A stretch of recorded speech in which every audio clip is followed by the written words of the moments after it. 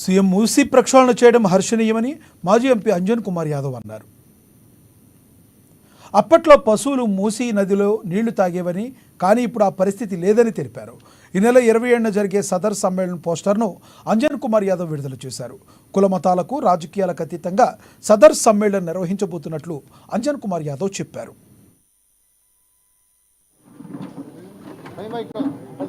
ఈ సదర్ యొక్క ఎందుకు స్టార్ట్ అయిందంటే చెప్తాను నేను.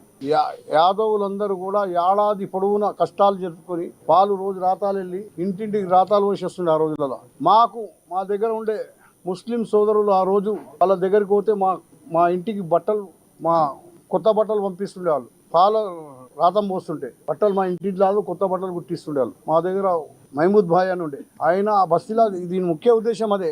ఈ సదర్ తీసి దున్నపోతూ వాళ్ళ ఇంటికి ముందు పోయి వాళ్ళ ఆశీర్వాదం తీసుకుంటుండే. బస్తీలో ఎవరెవరికి పెద్ద మనుషులకు రాతాలు వస్తుండే. కుల మతాలకు అతీతంగా ఇది సదర్ సమ్మేళనం. ఈ రోజు మూసి పక్షాలనం అంటారు. ఆ రోజు కావాలి జరిగిన ఆ రోజు తాగేటట్టు ఉంటుండే నీళ్లు. నేను కూడా మూసీ నదిలో రోజు పోతుంటే బర్రెలు తీసుకుపోయి మా మొత్తం యాదవుల బర్రెలు మూసీ నదిలో పోతుండే. ఆ నీళ్లు తాగుతుండే అప్పుడు.